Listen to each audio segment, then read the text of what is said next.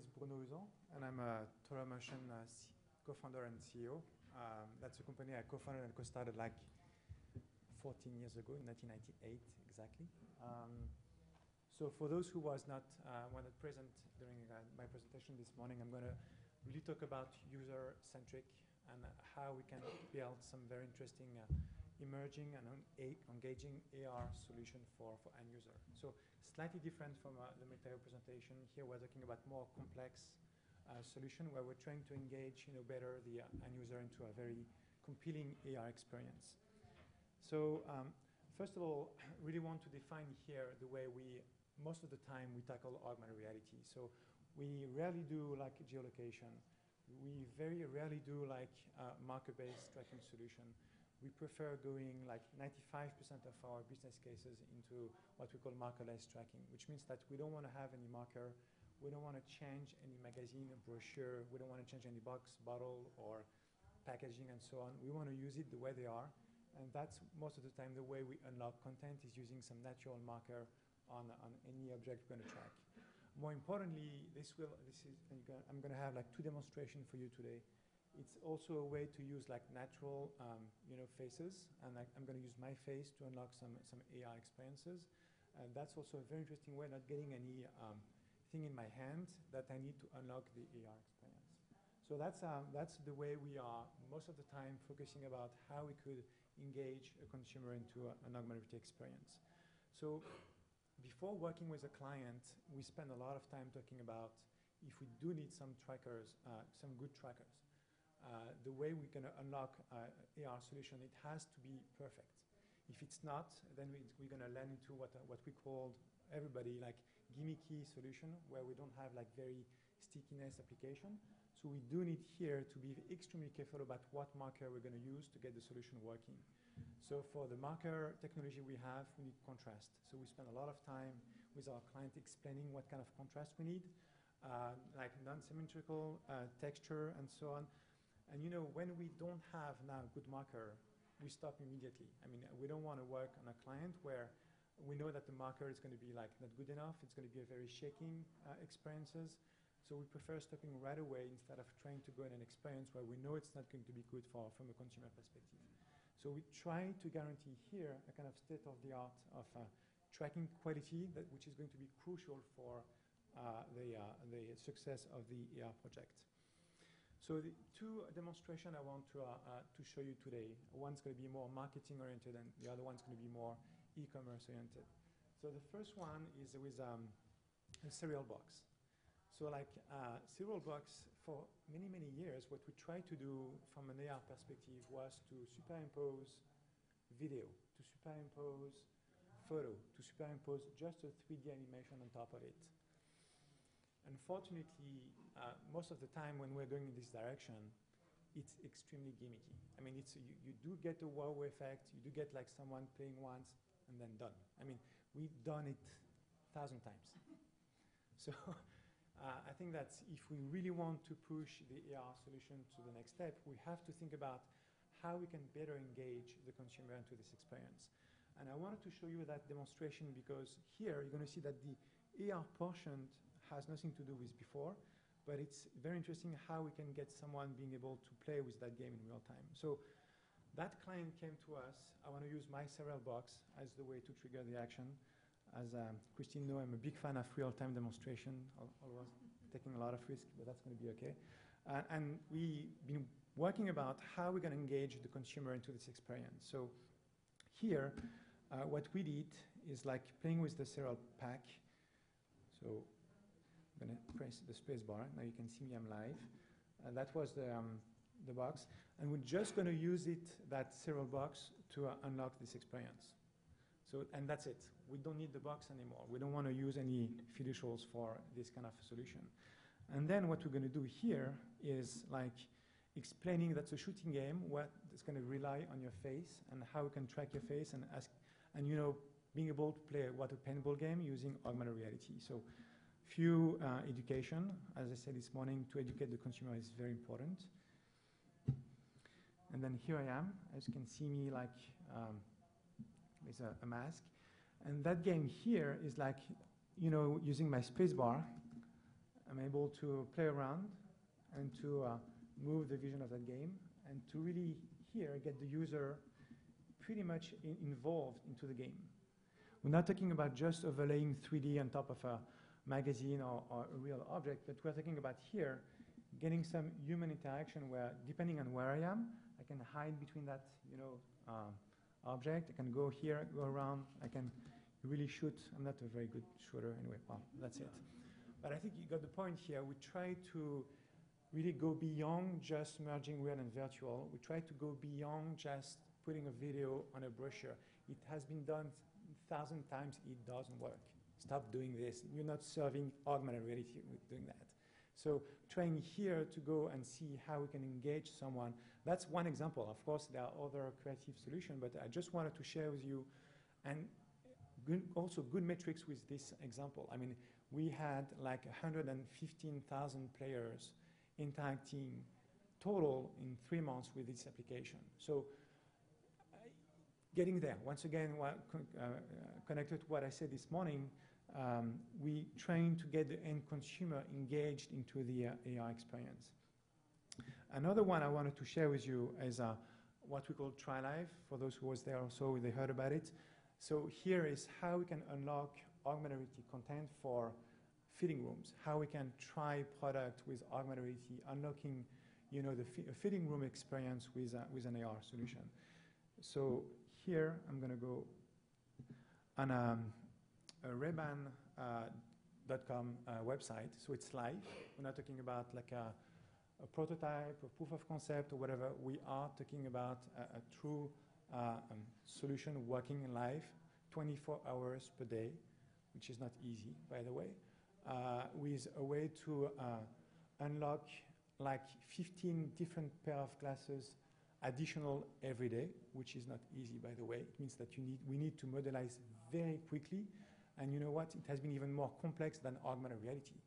How are we going to modelize for Ray-Ban all their models, like 15 models per day, because otherwise they don't want to go for it. We need to find a way to get an easy solution to unlock their content. And then we are here. It's a Flash solution. They said, we don't want to have a plugin. Fine. We don't want to have, okay. This is why it becomes tricky when it doesn't work. So let me just restart that one. So we don't want to have a total immersion plugin. I say fine. We don't want to have, just want to make sure. We don't want to have like an HTML5 solution for now because our assets are not secure.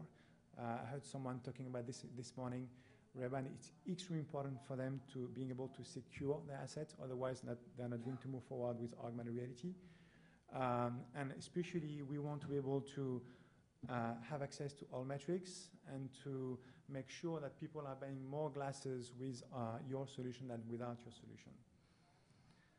So hopefully, it's going to work. Here we go.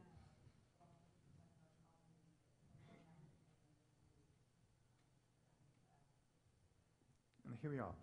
So here, the way we are unlocking content is really, okay, I want to use augmented reality trying glasses. I want to be able to easily switch to another one. And then here the connection is pretty slow, as everybody noticed. So it's much more faster than that. But I can change the content normally extremely quickly and having access to different pair of glasses. Currently, we have modelized almost 1,000 pair of glasses for Ray-Ban, all in Flash. We even have some functionality where we can, get some sharing options where we can compare 2 pair of glasses. I can go even with 4. I can unlock it here. I can try another one. I'm trying for years. Here it's crucial. We are using AR as a real tool to help Ray-Ban to sell more glasses. Rings. Yeah, I see someone doing this. Of course, rings, we are working on it. Closures. It's a little bit more tricky, but we are working on it. Furniture, we mentioned about it. But all this kind of e-commerce solution, they need a new visualization tool to see their product and to see what they're going to buy without having their product in the hand. And this is where AR is magically unlocking some very compelling and interesting experience from an end-user perspective. So far away indeed from a magazine, far away from a video on top of a magazine and so on. But I believe a way to build a real business. That is what I really want to insist this afternoon. Quality of the object is crucial. I think that it has already been addressed this morning, but of course, why Ray-Ban is working now, because we have enough computation power in Flash. We can do it like OpenGL ES2 on an iPad 3, which is extremely important for us because we can have reflection, transparency, and from an end-user perspective, you believe in what you see. If you don't believe, it's going to be gimmicky. If you believe in it, then you're going to use it again, and you will have sustainable and repeatable business with augmented reality. And of course, as I said this morning, if we want to unlock nicely augmented reality, we need to drive user to the experience. Tracker diffusion is going to be crucial. Call to action is going to be very important. Social media conversation is important also. How we can take a photo on Ray-Ban, you can take a photo and share that on Facebook. You can take a video and share that on YouTube. And same now also on your iPad. Explaining the experience and so on. And yes, trying also to promote AR with a logo what we call AR+. So, you know, I think that's really the two speeches I did today is if the end user is not spreading the word for us, we can be like extremely good, but we won't succeed just with the AR ecosystem to make it a success. So we need to convince the end users of unlocking nicely the AR experience to get this solution working and to get AR a big market with a repeatable business. Thank you very much.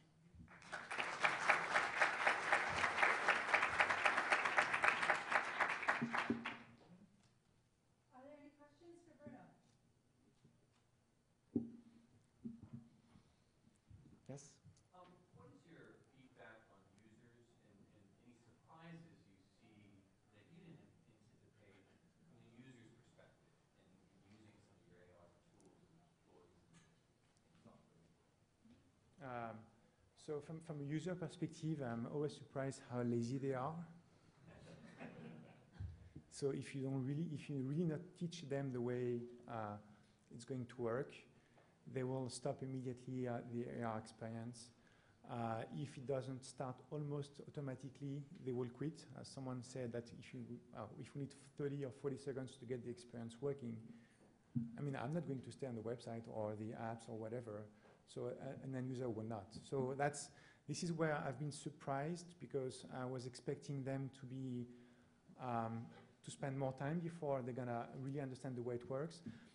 But I have also to admit it's getting better and better. I mean, they know now better what is augmented reality. Kinect is helping us because we understand how a body could be involved to an experience. But I think that there's still some work that needs to be done for them. So you're saying the laziness is in the coming over the obstacles to get to the experience? Yeah. You're not saying that AR experiences... No, the obstacles to have access to the AR experience. So for instance, very easy. When it's a plugin, well, the drop rate is pretty important. When it's a flash, because you don't have to install anything, the drop rate is very, very low. So do you see once they get over that, do you see them also as lazy? No. When you get over that, AR is magical enough that it's a visual solution. So they're going to understand automatically what they see. So when they get there and the experience is working, I mean, we made some tests with that Ray-Ban experience. They get it immediately. As soon as the experience is working, they don't need like 2 minutes to understand how they're going to switch glasses and how it works and so on. They get it. I mean, it's visual. So you see automatically on your face what is the impact of augmented reality. So it's really the obstacles to have access to augmented reality, which is like, I was a little bit surprised. So assuming that the user laziness is a factor,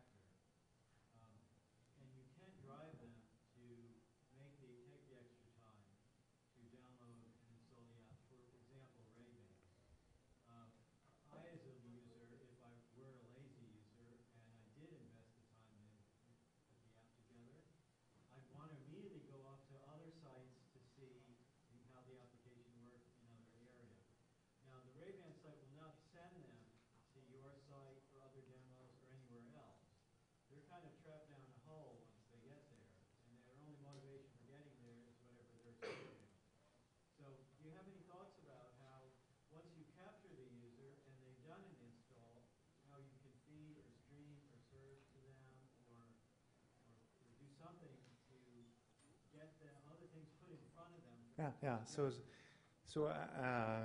This morning we spoke about the Tic Tac marketing campaign, and we had that issue actually because to download the game, it took like a minute and a half or 1 minute. So we've been working hard with Tic Tac and the advertising company to see how we're gonna get the consumer engaged while the download is proceeding. So we worked on like some tips, visual tips, to get people involved, and it worked. If you are like feeding them with information during that time of downloading, then they are, I mean, if it's not too long, if it's like 5 minutes, it's going to be hard to feed them with 5 minutes. But if it's like 35, 45 seconds maximum, then you can really give them information that they are ready to wait for the experience. But if it's just like a progression bar, they don't buy it. Is that download experience, it's specific to that one application, Yeah. right? So even if they were to go to another application, they might have to get another download pack. It depends how complex the experience is. Right. So for Ray-Ban, the downloading is pretty quick. Normally here it was long, but it's almost immediate. You can try on your computer. It's less than 15 seconds to get access to the AR solution. But if the content is very complex, then we need to download the 3D content, and then yes, in that case, it's going to be like a minute, potentially more, to get the solution working. And we need to find a way to get people involved and consumer involved during the downloading time. Correct. Sure. Are there any other questions right now? We're ready for a cup of coffee? This is a coffee and networking break. I want to thank everybody for your attention. Thank you, Bruno. Sure, thanks.